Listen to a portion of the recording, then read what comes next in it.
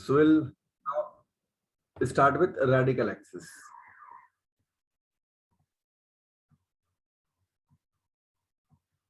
आपको याद है हमने distance of length of tangent निकाला था, that is distance of the point जहां से हमने टैंजेंट ड्रॉ करी है टू द पॉइंट जो पॉइंट ऑफ कांटेक्ट था।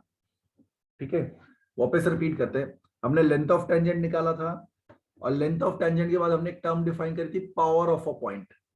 राइट, सबको याद है? सो लेंथ ऑफ टैंजेंट के हमारे पास फॉर्मूला क्या आया था, रूट S1, और पावर क्या आया था, पावर ऑफ द पॉइंट क्या था, S1 है ना, लेंथ ऑफ टैंजेंट का स्क्वायर। सो यहाँ पे ध्यान से कि रेडिकल एक्सिस में पहले आपको डेफिनेशन दे रहा हूं और डेफिनेशन देने के बाद अपन उसका पूरा डेरिवेशन करते हैं कि हम रेडिकल एक्सिस निकालते कैसे हैं। रेडिकल एक्सिस हमें किसी भी कर्व के लिए निकालनी तो कैसे निकालेंगे, पहले डेफिनेशन लिख लीजिए। The radical axis of two circle, radical axis of two circles is the locus of a point, is the locus of points whose power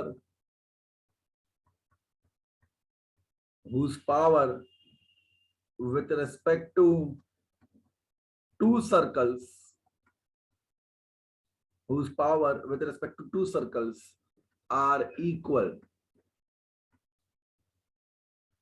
क्या काम ने, बहुत सिंपल डेफिनेशन है। रेडिकल एक्सिस क्या होती है, हमारे पास दो सर्कल दिए हुए हैं। अब उन दोनों सर्कल के रिस्पेक्ट में हमने क्या करा, हमने इस तरह से पॉइंट्स को सिलेक्ट करा जिनका power with respect to these two circles, जिनका power with respect to these two circles are equal. हम वो पॉइंट्स का लोकस ले रहे हैं जिनका पावर इन सर्कल के रिस्पेक्ट में इन सर्कल के रिस्पेक्ट में इक्वल रहेगा।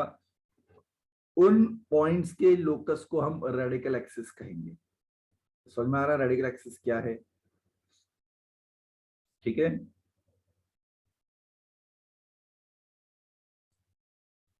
लिखा है यहां तक सबने?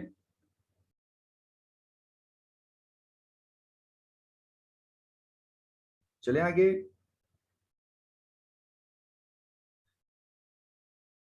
ओके, अब एक चीज देखिएगा, यहां पर पावर से रिलेटेड जनरली स्टूडेंट्स को कुछ कंफ्यूजन रहता है।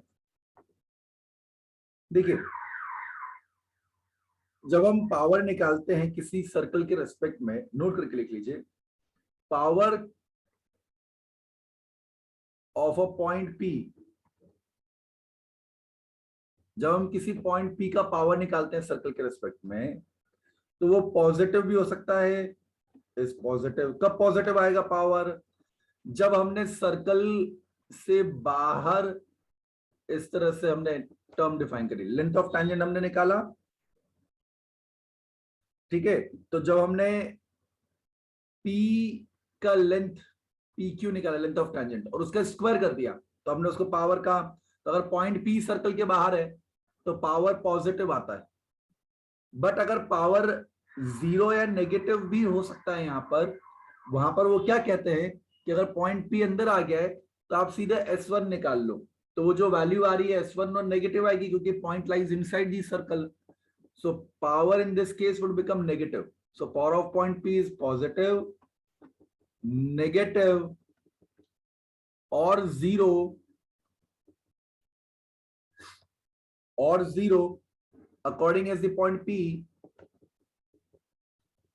according as point P lies outside, inside or on the circle। क्या होता है, जनरली स्टूडेंट्स को कंफ्यूजन रहता है, सर आप पावर तो तब कहते हो ना जब लेंथ ऑफ टेंजेंट की हम बात करते हैं, तो सर लेंथ ऑफ टेंजेंट तो जब पॉइंट P बाहर होगा तभी बनेगा, तो आप पावर को नेगेटिव कैसे कह रहे हो? तो मैंने क्या किया, अगर हमने जब पावर टर्म डिफाइन करी तो no doubt length of tangent जो वर्ड यूज करा, जब पॉइंट P बाहर है तो हम उसको यूज कर रहे हैं। बट इवन अगर पॉइंट P अंदर होगा तो हम एक टर्म S1 डिफाइन कर देते हैं। हम ये नहीं कर रहे लेंथ ऑफ टैंजेंट का स्क्वायर, टैंजेंट तो नहीं बन पाएगी, but it is defined as S1 value. ठीक है, तो उस केस में क्या हो जाएगा, पावर की वैल्यू नेगेटिव मिल जाएगी क्योंकि पॉइंट अंदर आ गया सर्कल के। आई होप क्लियर हुआ सबको, ठीक है ना प्रद्युम्न, समझ में आ रहा है?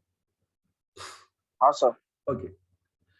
अब अगर हमें दो सर्कल्स दिए हुए हैं तो हम अब रेडिकल एक्सिस को निकाल के देखते हैं कि रेडिकल एक्सिस, ठीक है, आपने सर बता दिया कि डेफिनेशन ये होती है कि it is locus of a point whose power with respect to two circles are equal। Definition तो हमें याद हो गई कि एक पॉइंट इस तरह से मूव कर रहा है कि उसका पावर दोनों सर्कल के रेस्पेक्ट में इक्वल होना चाहिए। बट ये है क्या रेडिकल एक्सिस?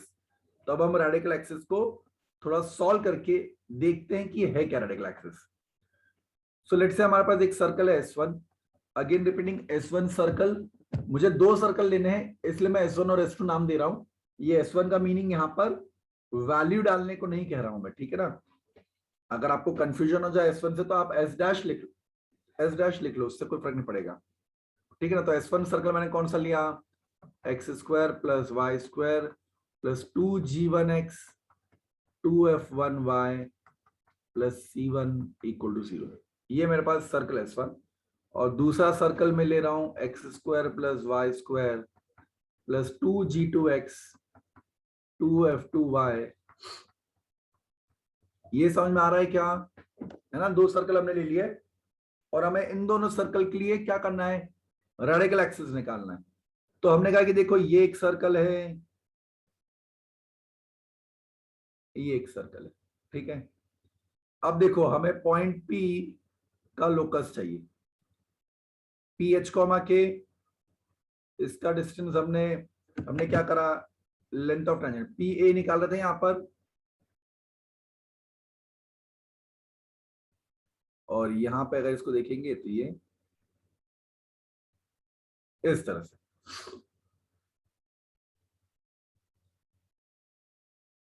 सो जब हम लेंथ ऑफ टेंजेंट का स्क्वायर पहले वाले सर्कल इस S1 इक्वल टू 0 से करते और इससे करते तो बेसिकली एच कॉमा के को उठा के डाल देते ना। तो जब एच कॉमा के को उठा के हम पहली इक्वेशन में डालते तो वहां से वो जो हम सब्स्टिट्यूशन करते उसे हम S1 कहते हैं, और जब हम उसको दूसरी वाली इक्वेशन S2 में डालते तो वो S2 मिलता, मतलब वैल्यू सब्स्टिट्यूट कर दी एच कॉमा के, राइट। तो मैं वो S1 और वो जो सब्स्टिट्यूशन करने से हमें जो वैल्यूज मिल रही है वो मैं देखता हूं। तो हमारे पास क्या मिल रहा है, जब पहले वाले सर्कल में डाला तो हम कह सकते हैं यहां पर देखो S1 डैश कह रहा हूं मैंने, जब मैंने वैल्यूज एच कॉमा के पहले वाले सर्कल में डाली मुझे S1 वैल्यू चाहिए थी पावर, तो वहां पे क्या मिलेगा हमें, h square plus k square plus 2g1h 2f1k plus c1। ये समझ में आया? ये power with respect to the first circle S1 हो गया, और अब मैं power with respect to second circle निकाल रहा हूं। So that would be h square plus k square plus 2g2h। समझ में आ रहा है संयुक्ता, समझ में आ रहा है ऐसा क्यों कर हमने पावर निकाला है पॉइंट P का दोनों सर्कल के रेस्पेक्ट में? संयुक्ता कुछ डाउट तो नहीं? करण ठीक है, समझ में आ रहा है? हाँ सर। ठीक है। अब हम क्या करेंगे, हमने कहा पावर उन पॉइंट्स का लोकस जहां से पावर इक्वल होता है, मतलब S1 डैश की वैल्यू जब S2 डैश के इक्वल होगी उन सारे पॉइंट्स h कॉमा k का लोकस हमारे रेडिकल एक्सिस होता है। दिस इज रेडिकल एक्सिस, है ना। तो अब मैं उठा के डाल देता हूं। तो जैसे ही हम सब्स्टिट्यूट करेंगे आप ध्यान से देखिए, क्या मैं ऐसा कह सकता हूं कि ये S1 डैश और S2 डैश का डिफरेंस ही तो मुझको मिल रहा है यहाँ पे क्वांटिटी, जो मेरी रिक्वायर्ड क्वांटिटी है। तो अब मैं देखो यहाँ पे जब सबट्रैक्ट करूंगा तो देखो ये एच स्क्वायर से कैंसिल हो जाता, के स्क्वायर से कैंसिल हो जाता क्या। तो जब मैं डायरेक्टली सब्स्टिट्यूट करके भी रिजल्ट लिखूंगा तो ध्यान से देखिए, h square cancel, k square cancel, यहां पर हमें बस क्या मिलेगा, 2h into g1 minus g2 plus 2k into f1 minus f2 plus c1 minus c2 is equal to 0।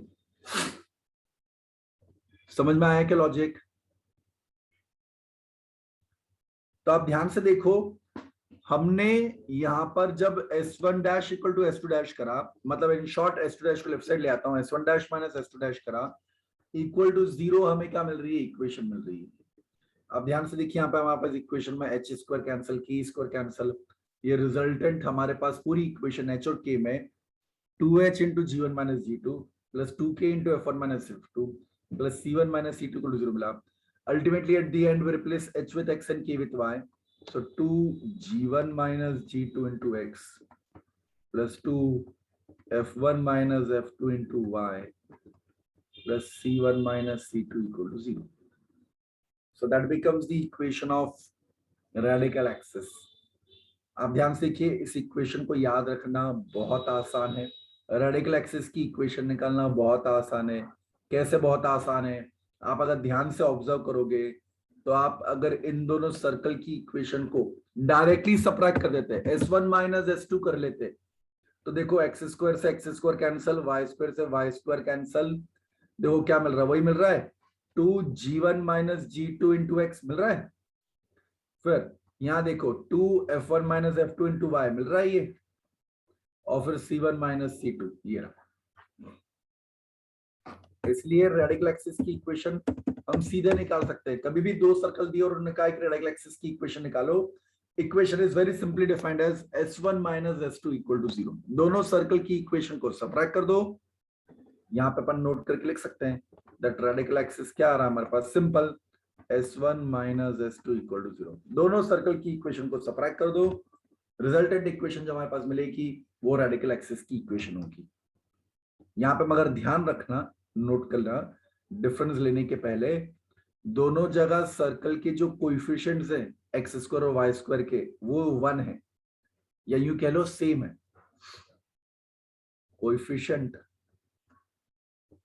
Coefficient of x square and y square are same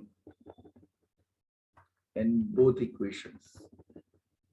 subtract करते वक्त ध्यान रखना कि x square y square coefficient same है, नहीं तो मालूम पड़ा आपने दूसरी वाली इक्वेशन में 2 से मल्टीप्लाई कर दिया और फिर सबट्रैक्ट करा, ऐसा मत करना, ठीक है ना। जब दोनों जगह x square y square coefficient same होंगे तब हम सबट्रैक्ट करेंगे, क्योंकि ultimately x square y square की टर्म यहाँ पर हट जाती है।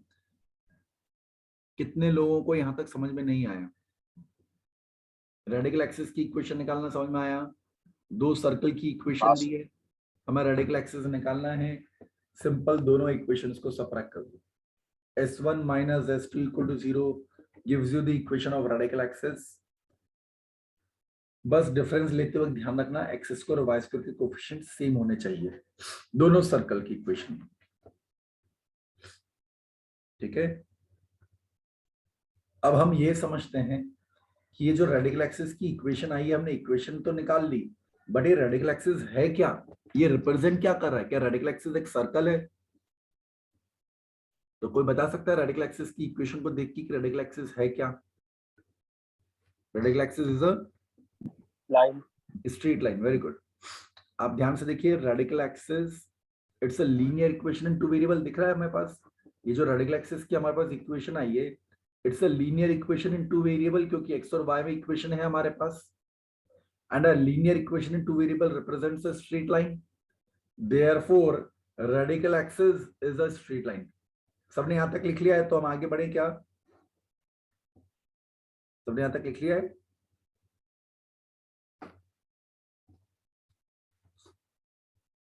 चले आगे।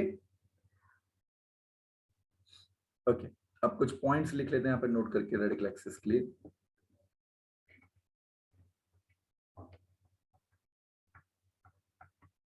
तो पहले तो अपन ने रेडिकल एक्सिस के लिए इक्वेशन देखी। First point, equation of radical axis. Equation of radical axis क्या आई थी हमारे पास? s1 minus s2 equal to 0। Second point, हमारे पास जो रेडिकल एक्सिस है that is a straight line. Radical axis is a straight line. Radical axis is a straight line, ठीक है। यहां तो कुछ डाउट तो नहीं किसी को? राइट। अब ध्यान से देखिए, कुछ पॉइंट्स और नोट करने के इसमें काफी इंपॉर्टेंट। चले आगे। रेडिकल एक्सिस स्ट्रेट लाइन, इसमें कोई डाउट नहीं। अब देखो यहाँ पर जो हमें दोनों सर्कल दिए थे, उन दोनों सर्कल से ही मैं यहाँ पे वापस से डिस्कशन कर लेता हूँ। ये जो हमें दोनों सर्कल दिए थे और हमने इसके लिए देखिए यहाँ पे ये जो क्वांटिटी निकाली है ना, ये जो सर्कल है पहला सर्कल, इस पहले सर्कल S1 का सेंटर पता है क्या? What is the centre of first circle S1? Minus g minus है, minus g comma minus f, that is minus G1 comma minus F1। और दूसरे वाले सर्कल का सेंटर में मालूम है minus G2 comma minus F2। Correct. अब ध्यान से देखिए, ये दोनों जो सर्कल के सेंटर हैं, इसको मैं कह देता हूं let's say Q and R, और मैं Q और R को ज्वाइन कर देता हूं। बहुत इंपॉर्टेंट चीज है, जरा ध्यान से देखना। तो क्या हम QR कॉर्ड का स्लोप निकाल सकते हैं? Chord, slope of chord joining the centre of two circles, करें यहां पर।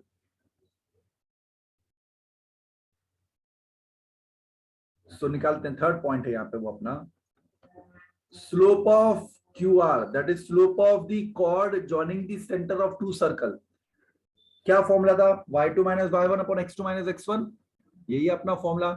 सो y2 minus y1 upon x2 minus x1 है ना, अपन अप्लाई कर लिया। That is slope of the chord QR। ठीक है। अच्छा, अब आप मुझे स्लोप ऑफ रेडिकल एक्सिस बता सकते हो क्या? Based on the equation of radical axis, हमने रेडिकल एक्सिस की इक्वेशन निकाल ली है, तो रेडिकल एक्सिस का स्लोप कितना है देख के बताइए इक्वेशन को। Minus times coefficient of x upon coefficient of y, 2 ऊपर नीचे से कैंसिल हो जाएंगे। ध्यान से देखो, क्या मैं slope of radical axis minus G2, मैं ऊपर नीचे माइनस से मल्टीप्लाई कर रहा हूं, ऐसा लिख सकता हूं कि नहीं? सब जने देख के बताओ जरा,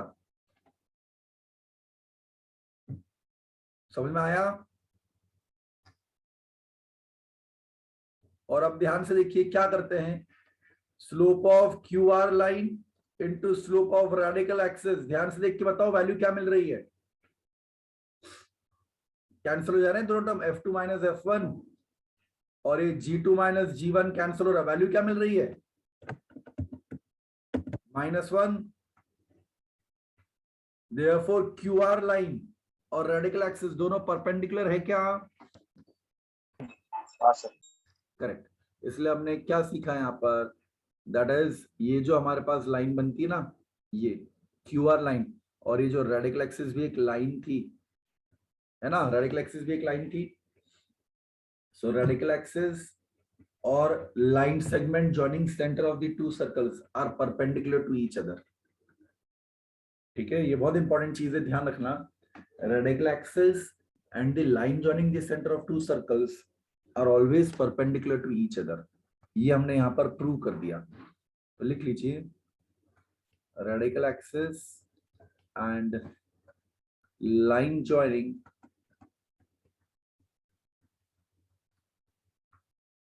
centers of two circles are perpendicular to each other। ठीक है,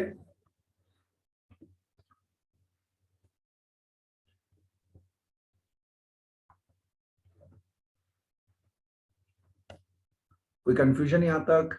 ये बहुत इंपॉर्टेंट चीज है, क्योंकि कभी भी अगर आपसे दो सर्कल देने के बाद पूछेंगे कि रेडिकल एक्सिस बनाओ, तो अगर आपने सर्कल कैसे भी आर्बिट्री कहीं पे भी प्लॉट कर लिया ऐसे, तो इनको जब हम ज्वाइन करेंगे तो रेडिकल एक्सिस इस तरह से उसके परपेंडिकुलर बन जाएगी। समझ में आया लॉजिक?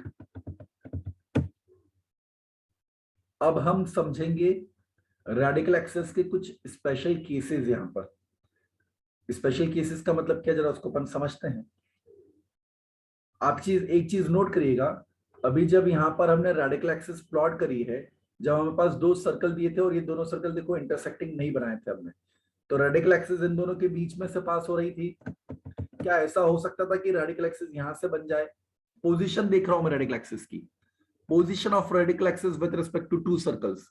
अगर मैं यहां बना देता इज इट पॉसिबल कि यहां से जो पावर आएगा और वो इसके इक्वल हो जाएगा? ऐसा हो सकता है क्या? लेंथ इक्वल आ सकती है क्या?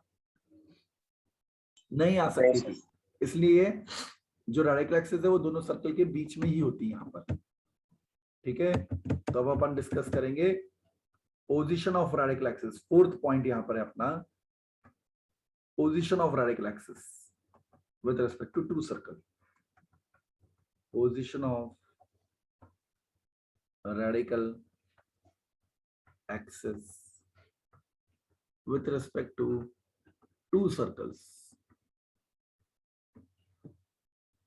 So अगर हमें दोनों सर्कल दिए गए हैं और हमें पता लगाना है कि उनका रेडिकल एक्सिस का पोजीशन कहां होगा, तो अपन अब देख लेते। देखिए पहला केस, मान लीजिए दोनों सर्कल अपने नॉन इंटरसेक्टिंग सर्कल्स हैं, लाइंग एट अ डिस्टेंस, मतलब non intersecting circles like this. ये एक सर्कल हमने बनाया, ये हमारे पास दूसरा सर्कल है, नॉन इंटरसेक्टिंग सर्कल।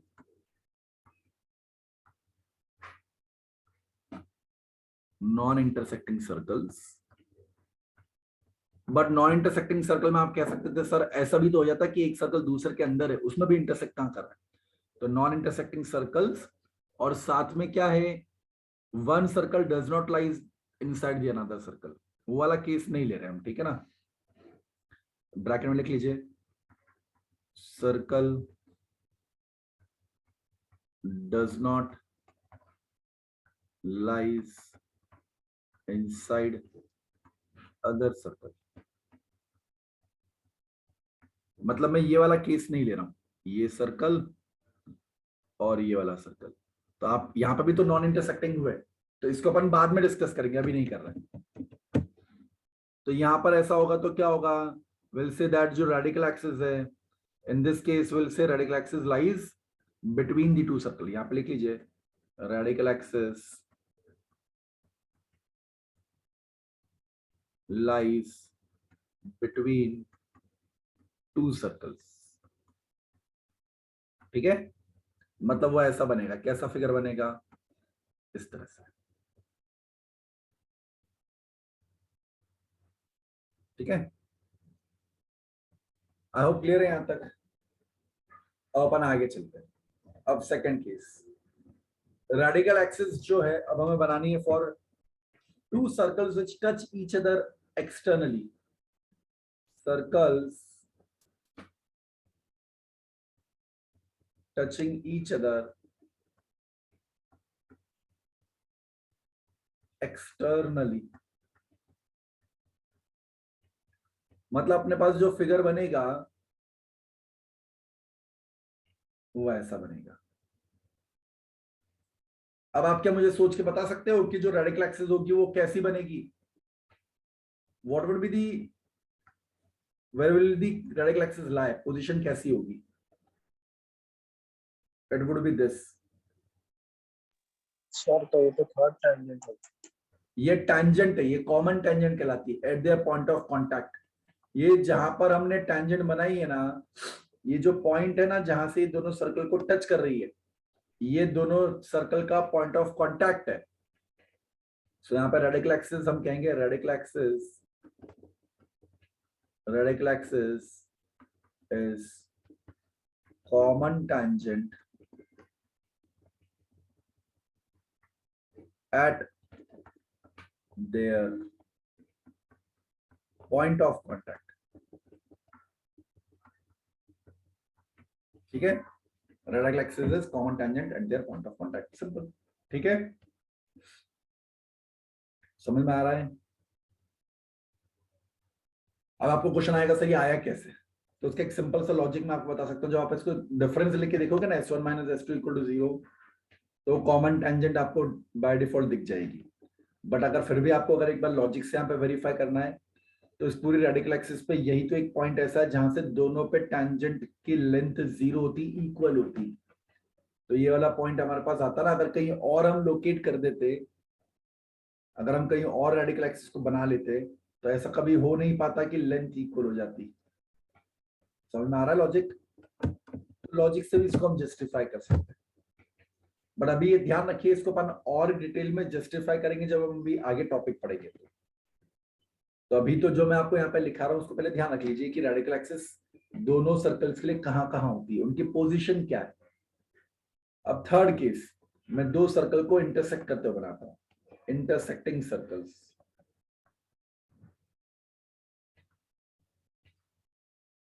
बता सकते हो इंटरसेक्टिंग सर्कल्स के लिए रेडिकल एक्सिस कैसी बनेगी?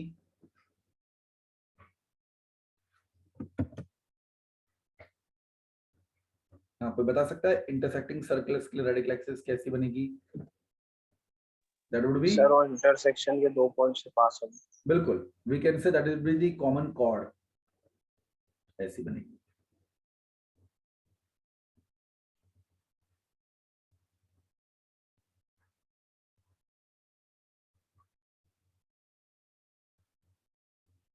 ये इस तरह से बन जाएगी हमारी कॉर्ड।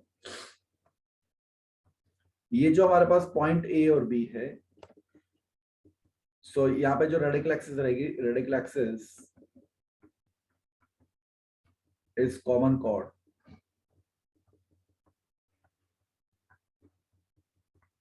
ठीक है, और फिर इसके बाद नेक्स्ट केस क्या आता है कि सर ऐसा भी तो हो सकता है कि हमारे पास जो यहाँ पे सर्कल बनेगा वो एक दूसरे को टच तो करे बट इंटरनली टच करे, ऐसा। अभी अपन ने एक्सटर्नल टच वाला केस लिया था, अब हम इंटरनल टच वाला लेंगे। उसको भी मैं यहीं पे प्लॉट कर लेता हूँ। टच ईच अदर एक्सटर्नली था, अब मैं यहाँ पे इंटरनली वाले जाऊं, इंटरनल टच। तो यहां पर जो फिगर बनेगा that would be like this.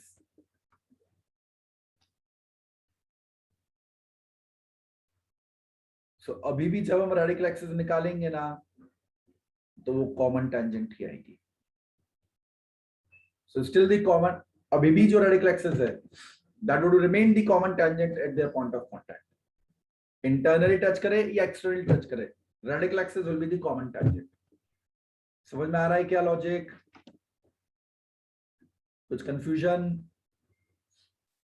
और लास्ट केस, ये सबने लिख लिया था क्या? विश्वता लिखा कि नहीं लिखा? लिखा सर। लिखा। निधि समझ में आ रहा है? Yes sir. Okay. One last case, that is circle lying inside another. One circle lying another. अब देखो, जब एक सर्कल दूसरे सर्कल में लाई करता है, ये हमारा एक सर्कल, अरे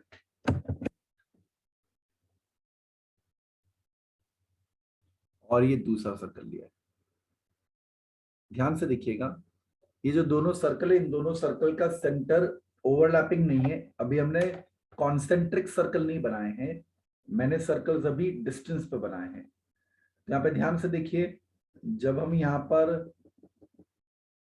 रेडिकल एक्सिस निकालेंगे तो जो रेडिकल एक्सिस रहेगी हमारे पास, वो आप बता सकते हो किधर की तरफ लोकेटेड होगी? जरा आप सोच के बता सकते हैं, फिर मैं आपको बताता हूं। आप क्या मुझे सोच के बता सकते हैं?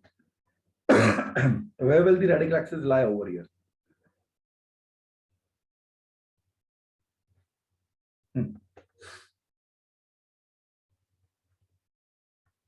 तो बता सकते हैं रेडिकल एक्सिस। अच्छा, ये बात तो पक्की है, radical axis would be the line perpendicular to the line joining the segment centres of the two circle. जो लाइन सेगमेंट आएगी joining the centres of two circle, उनको हमारी रेडिकल एक्सिस परपेंडिकुलर होगी, ये तो हम जानते हैं, इसमें तो कोई डाउट है ही नहीं किसी को, राइट?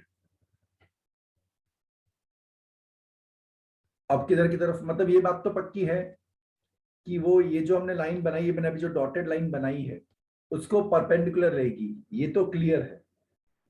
बट अब ध्यान से देखिएगा, वो लाइन जो होगी वो हमारे सर्कल, बड़े वाले सर्कल की भी बाहर होगी, ठीक है? और ध्यान से देखिए किधर की तरफ होगी, जिधर की तरफ छोटा सर्कल है उधर की तरफ होगी। हम इधर नहीं बनाएंगे।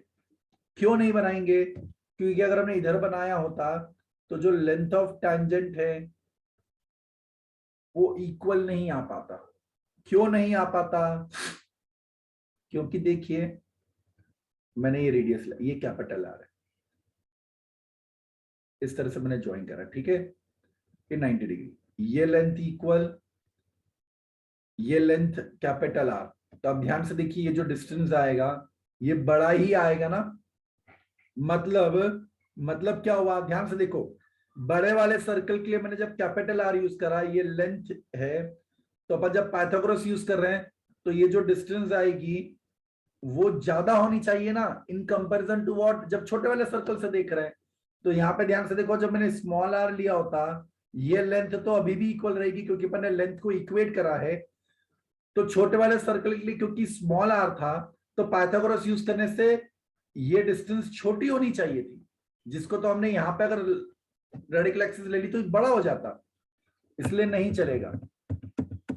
नया लॉजिक सबको पक्का क्लियर हुआ सबको? मैं फिर से वापस रिपीट करता हूं, मुझे मालूम है कुछ लोगों को समझ में नहीं आया होगा, अपन फिर से समझते हैं इसे।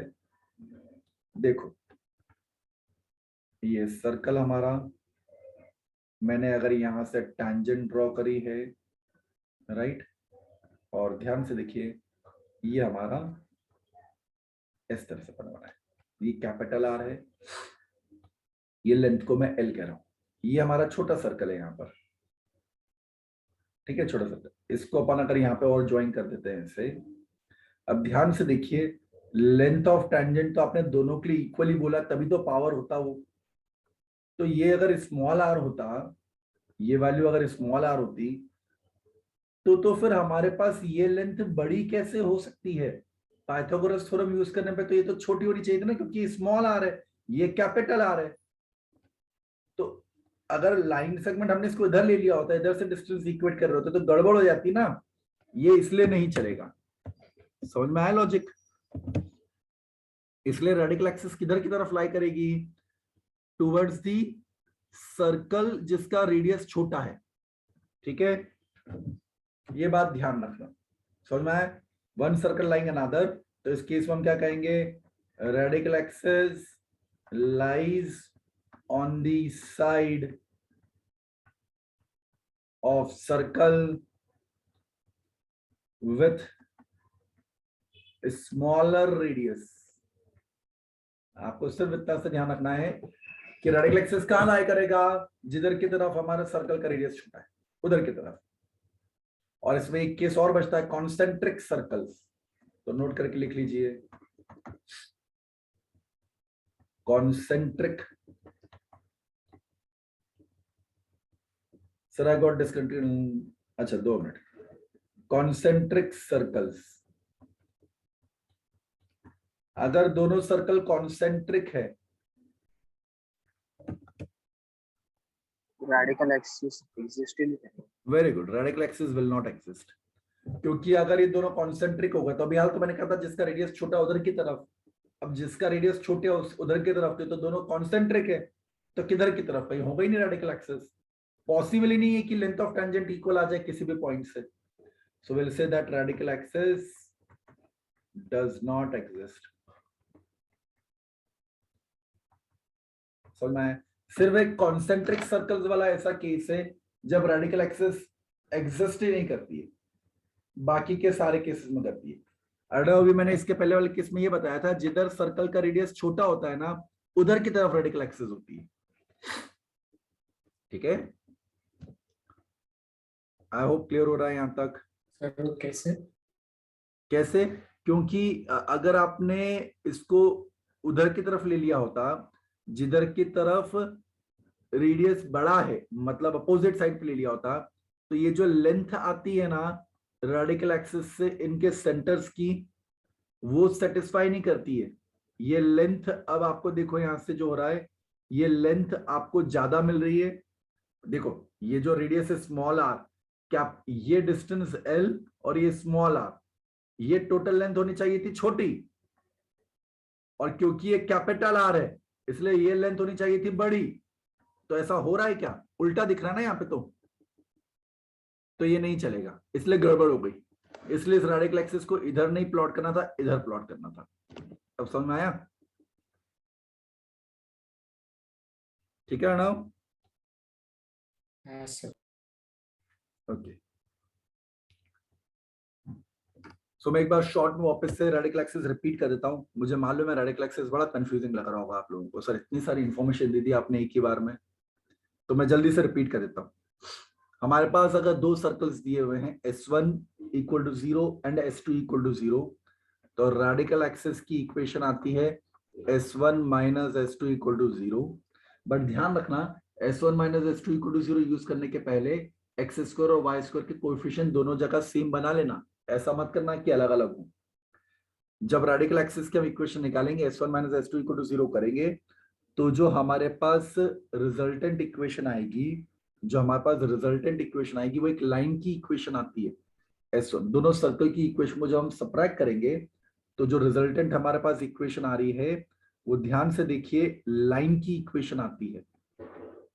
और ये जो लाइन है, ये जो लाइन बनी radical axis, that is perpendicular to the line segment joining centers of the two circles। ठीक है, ये भी हमने देख लिया। अब उसके बाद हमने कुछ कॉन्सेप्ट्स लिखे जिसमें हमने कहा कि ये रेडिकल एक्सिस लोकेटेड कहां पर है, position of radical axis with respect to two circles. तो अगर दोनों सर्कल नॉन इंटरसेक्टिंग है तो दोनों के बीच में है, दोनों एक्सटर्नली टच कर रहे हैं तो कॉमन टैंजेंट है, इंटरनली भी टच कर रहे हैं तो भी कॉमन टैंजेंट है, राइट। दोनों सर्कल्स अगर इंटरसेक्टिंग है तो कॉमन कॉर्ड है। ठीक है, एक सर्कल दूसरे के अंदर है तो जिधर सर्कल का रेडियस छोटा है उधर की तरफ रेडिकल एक्सिस होगी, और अगर कॉन्सेंट्रिक है तो रेडिकल एक्सिस बनेगी ही नहीं। ये हमने लॉजिक अभी तक डिस्कस करा है। मैं एक पॉइंट और बता रहा हूं यहां पर, फिर उसके ऊपर अपन क्वेश्चन सॉल्व करते हैं। That is the next point. यहां पे एक टर्म डिफाइन होती है जिसको कहते हैं रेडिकल सेंटर। रेडिकल सेंटर क्या होता है? रेडिकल सेंटर, हमारे पास तीन सर्कल दिए होंगे, S1 equal to 0, that is x square plus y square 2f1y plus c1 equal to 0, S1, then circle S2 x square plus y square plus 2g2x 2f2y plus c2 equal to 0, और circle S3 x square plus y square plus 2g3x f3y। इस तरह से हमारे पास तीन circle दिए, तो अगर हम इसको प्लॉट करते तो लेट्स से इस तरह से हमने तीन सर्कल लिए।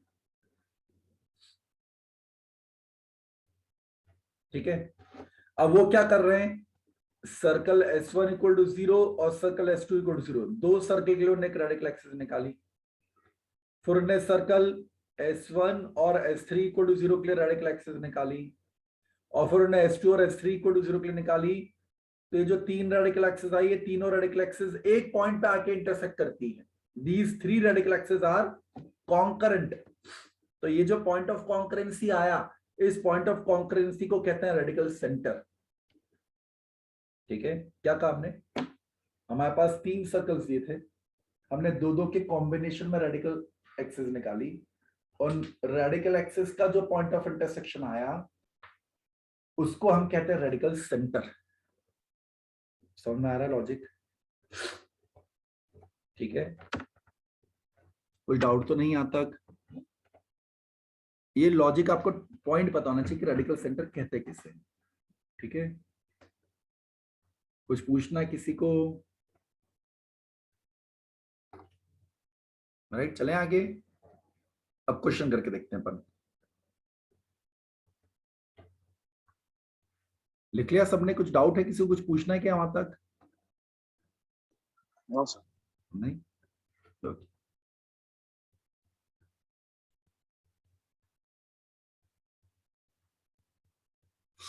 ओके। ये जो दोनों सर्कल दिए हैं, ये जो क्वेश्चन नंबर 56, दो सर्कल्स दिए हैं आपको, you have to find the radical axis for these two circles. Find radical axis.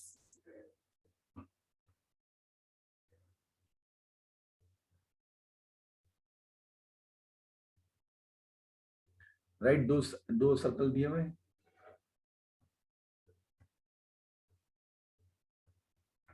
Radical axis की सबसे ज्यादा जरूरत पड़ती है अभी जो हम इसके बाद एक टॉपिक पढ़ने वाले हैं, फैमिली ऑफ सर्कल्स। सबसे ज्यादा जरूरत हमें रेडिकल एक्सिस की वहीं पड़ती है। तो पहले वो टॉपिक पहले हम इसलिए पढ़ लेते रेडिकल एक्सिस क्योंकि वहां जरूरत पड़नी है, तो पहले नॉलेज तो हो उसकी। So x square plus y square minus 2x plus 6y plus 6, ये है S1 इक्वल टू 0, और दूसरा सर्कल S2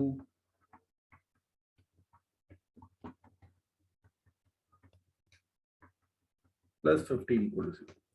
अब रेडिकल एक्सिस अगर हमें निकालने, तो रेडिकल एक्सिस की इक्वेशन क्या थी? S1 minus S2 equal to 0। सीधे सबट्रैक्ट कर दे, तो S1 minus S2 equal to 0 करा, तो ध्यान से देखिए हमारे पास क्या इक्वेशन मिल रही है? माइनस 3x माइनस कितना मिल रहा है? 9 इक्वल टू 0। मतलब x क्या मिल गया हमें? -3। So x equal to -3 becomes the equation of our radical axis। सीधे आपने सबट्रैक्ट कर दिया, कितना आसान है, सीधे सबट्रैक्ट करो, रेडिकल एक्सिस निकालो। समझ में आ रहा है क्या लॉजिक सबको? राइट? कुछ डाउट है किसी को? अब आप मुझे सोच के हाँ बताइए बताइए बताइए। तो आपने जो फॉर्मूला दिया था 2 bracket G1 minus G2 XO वाला, तो वो कब यूज? मैंने कहा कि वो जो इक्वेशन जो आपने ब्रैकेट वाला फॉर्मूला बोल रहे ना, वो S1 minus S2 equal to 0 करने से आता है क्या? राइट, अपन ने दोनों सर्कल की इक्वेशन को सबट्रैक्ट करने से वो फॉर्मूला आता है क्या? तो कौन सा याद रखना ज्यादा आसान है, वो फॉर्मूला जो अपन ने लाइन का ब्रैकेट करके लिखा था वो, या डायरेक्टली दोनों सर्कल की इक्वेशन को सबट्रैक्ट करना? आसान कौन सा रहेगा हमारे लिए यूज करना? ये वाला डायरेक्टली सर, है ना, डायरेक्टली। इसलिए अपन वो है तो सही फॉर्मूला, बट हम preferably S1 minus S2 equal to 0 लिख लेते हैं, क्योंकि सर वही लेकिन हम ये यूज कर सकते हैं अगर जो सर्कल का सेंटर से दिया रहेगा। सर्कल का सेंटर, सिर्फ सर्कल का सेंटर दिया रहेगा तो रेडिकल एक्सिस का इक्वेशन लिख सकते हैं। देखिए सिर्फ सर्कल का सेंटर दिया होगा तो सर्कल तो पता ही नहीं लगा ना फिर। तो अगर रेडियस नहीं दिया होता सर्कल का और सिर्फ सेंटर दिया होता तो हम फिर सर्कल की इक्वेशन ही नहीं पता होती, तो फिर हम रेडिकल एक्सिस की बात कैसे करते उस वक्त? चलो हमने सर्कल के रेडियस को R1 और R2 मान दिया, तो फिर सर्कल का रेडियस पता हो गया, तो हम सर्कल की इक्वेशन लिख के तो S1 माइनस S2 कर ही सकते हैं ना, राइट? हाँ सर। और वैसे भी वहां पर देखो जो हमने जो यहाँ पे ब्रैकेट में लिखा था, जो इक्वेशन हमने यहाँ पे लिखी थी, उसमें तो फिर G1 G2 F1 C1 C2 भी तो था, तो रेडियस की जगह पर यहाँ पर C1 और C2 लिखा हुआ है, राइट? यस। तो आप अगर ये याद रखेंगे तो उसमें कोई दिक्कत नहीं है, बट अल्टीमेटली दोनों सर्कल की इक्वेशन को सबट्रैक्ट करने से ही तो ये आ रहा है, तो प्रेफरेबली सीधे याद रखिए आसान equation S1 minus S2 equal to 0। Simple, दो सर्कल की इक्वेशन को सबट्रैक्ट करो, रेडिकल एक्सिस निकाल लो। समझ में आया लॉजिक? हाँ सर। ओके, अब मेरा क्वेश्चन ये है, based on the radical axis can you tell me कि ये जो दोनों सर्कल हैं, ये जो दोनों सर्कल हमने प्लॉट कर रखे हैं यहाँ पर, ये इंटरसेक्टिंग है, नॉन इंटरसेक्टिंग है, दोनों एक दूसरे को टच कर रहे हैं, क्या फिगर बनेगा? रेडिकल एक्सिस के बेसिस पे आप मुझे बता सकते हो क्या यहाँ पर कि ये वाले दोनों जो सर्कल हैं ये कैसे टाइप के सर्कल है? अभी देखो मैं आपसे उल्टा क्वेश्चन पूछ रहा हूं, अगर हमारे पास सर्कल का पोजीशन पता हो तो हम कॉमन कॉर्ड या नहीं तो फिर कॉमन टैंजेंट ऐसा लिख लेते थे, राइट? अब मैं आपसे क्या पूछ रहा हूं कि मुझे रेडिकल एक्सिस पता है और मुझे दोनों सर्कल पता है, तो इसके बेसिस पे क्या मैं पता लगा सकता हूं कि दोनों सर्कल्स जो हैं वो कॉमन टैंजेंट बनाएंगे? मतलब क्या केस बन रहा है, कौन सा फिगर है ये हमारा? समझ में आया आपको लॉजिक? सर हाँ बोलिए।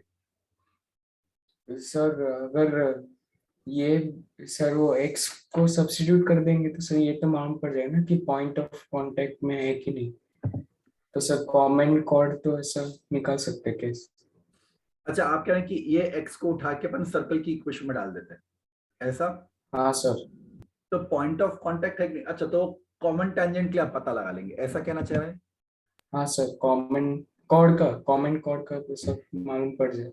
कॉमन कॉर्ड का पता लग जाएगा। अच्छा ठीक है, देखिए क्या करते हैं मैं आपको बताता हूं। यहाँ पर ये जो दोनों सर्कल है हमारे पास, इन दोनों सर्कल का क्या हम पोजीशन पता लगा सकते हैं कि where does this circles, these two circles lie. जैसे कि इस सर्कल का सेंटर, इस सर्कल का सेंटर क्या है 1, -3। इस सर्कल का सेंटर क्या है 5/2, -3, राइट। अच्छा, हम इस सर्कल का रेडियस r1 और दूसरे वाले सर्कल का रेडियस r2 भी निकाल सकते हैं, that is √g² + f² - c use करके। ये समझ में आ रहा है क्या? सबको समझ में आया मैं क्या कहना चाह रहा हूं? हाँ सर। सर्कल का सेंटर पता है, हम रेडियस भी निकाल सकते हैं। अब सेंटर पता है, देखो मेरे पास एक सर्कल है, ये इसका सेंटर पता है, इसको मैं कह लेता हूं C1 सेंटर। और दूसरा सर्कल है, लेट्स से उसका सेंटर मुझे C2 पता है। इनके रेडियस की वैल्यू भी मुझे पता है।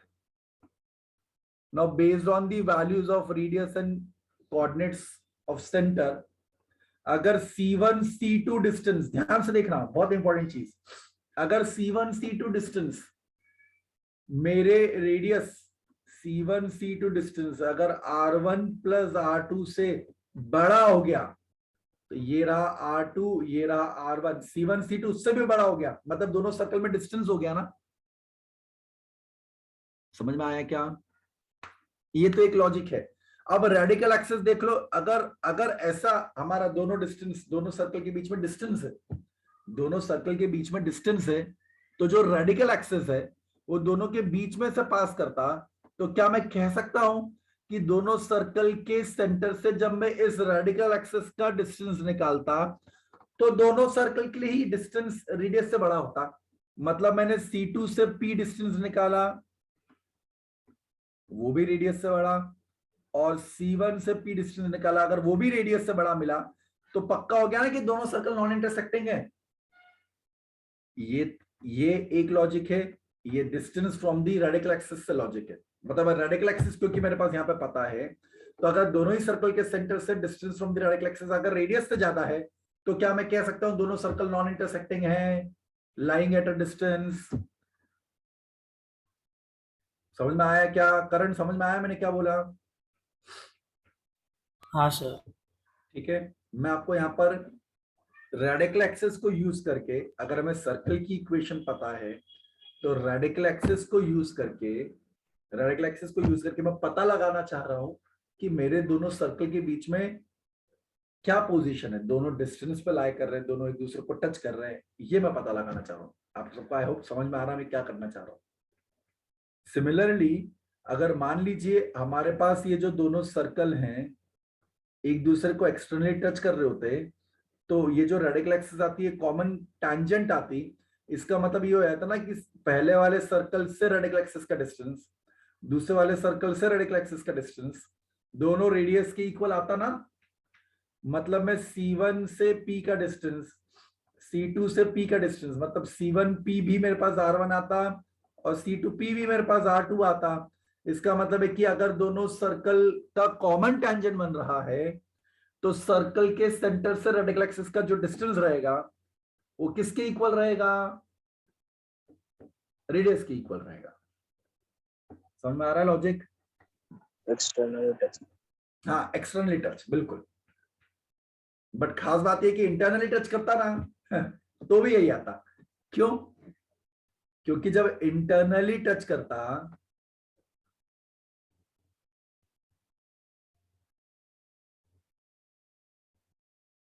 आप सबको फिगर बना बना के देखना पड़ेंगे, ठीक है? अगर आपने फिगर नहीं बनाए, मैं आपको पहले से कहता हूं, ठीक है ना, कोऑर्डिनेट ज्योमेट्री फिगर बनाना है।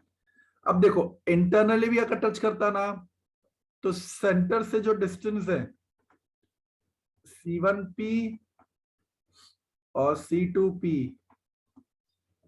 मगर इसमें कैसे पता लगता कि ये जो दूसरा वाला सेंटर है ना C2, वो पहले वाले सर्कल के अंदर है। मतलब C1 के कोऑर्डिनेट जब सर्कल की इक्वेशन रखते हैं, तो S1 <0 आता कि <0 आता? <0। <0। Very good, I hope clear हो रहा है सबको।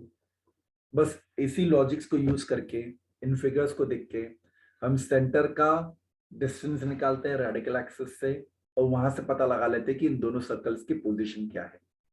ये टॉपिक एज सच कोई स्पेसिफिकली हमारे सिलेबस में नहीं है बहुत ज्यादा, बट फिर भी हायर कुछ डिफिकल्ट क्वेश्चन बनाना हो तो यहाँ से बना लेते हैं, इसलिए मैंने आपको शॉर्ट में भी दिखा दिया। मुझे मालूम है बहुत ज्यादा हो सकता है आपको अभी विजुलाइज नहीं कर पा रहे होंगे, बट चिंता नहीं करिए। अभी रेडिकल एक्सिस अभी हम यूज करेंगे फैमिली ऑफ सर्कल्स में आगे। फैमिली ऑफ सर्कल अभी हम एक टॉपिक पढ़ने वाले हैं, फिर रेडिकल एक्सिस ज्यादा अच्छे से क्लियर होता है। अभी number of common tangents, radical axis, ये भी अभी टॉपिक आने वाला है आगे। ठीक है, तो रेडिकल एक्सिस आज मुझे आपको सिर्फ बताने का एम था कि रेडिकल एक्सिस होती क्या है, और रेडिकल एक्सिस की इक्वेशन हम S1 minus S2 equal to 0 से निकालते हैं। मुझे आपको यहाँ पर आज एम आपको रेडिकल एक्सिस टॉपिक में पढ़ाने के केवल इतना ही था कि एक तो आपको इक्वेशन कैसे निकालते हैं S1 minus S2 equal to 0 ये बता दूं, और दूसरी बात ये बता दूं कि जो रेडिकल एक्सिस होती है अगर दोनों सर्कल्स टच करते हैं तो कॉमन टेंजेंट, अगर इंटरसेक्ट करते हैं तो कॉमन कॉर्ड, इस तरह से हमारे पास ये रिजल्ट्स आते हैं।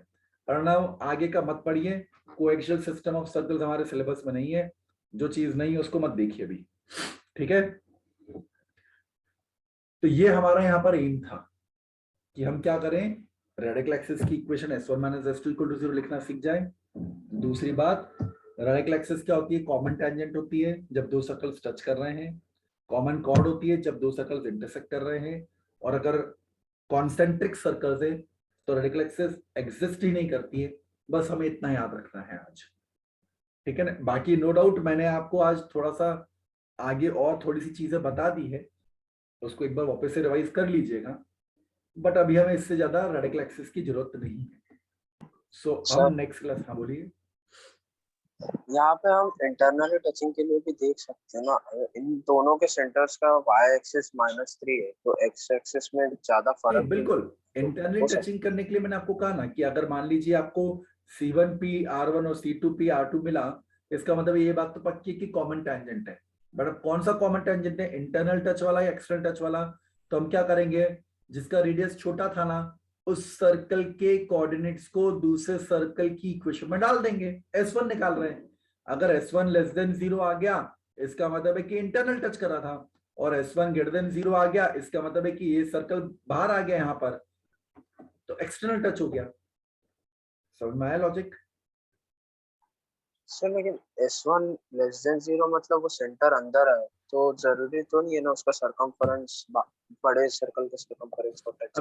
अभी हमने कहा ना कि C1P R1 और C2P R2 आ रहा है, तो ऐसा तो तभी हो पाता ना जब वो कॉमन टेंजेंट होता, तो टेंजेंट बनाना तो जरूरी हो गया ना फिर, तो टच तो करना ही पड़ता ना फिर, इसलिए। आई होप सबको क्लियर हुआ आज। थोड़ा सा रेडिकल एक्सिस मुझे मालूम है कि लास्ट का जो टॉपिक है थोड़ा सा समझने में कभी कभी दिक्कत आती है, बट इसके ज्यादा लोड नहीं लीजिएगा, ठीक है। जैसे जैसे अपन अभी आगे पढ़ेंगे, अभी हम नंबर ऑफ कॉमन टेंजेंट्स और उसके बाद हम डिस्कस करने वाले हैं ये टॉपिक फैमिली ऑफ सर्कल्स, वहां से थोड़ा और क्लियर हो जाएगा, ठीक है। कुछ डाउट है किसी को अपन ने जो आज डिस्कस करा उसमें अभी तक?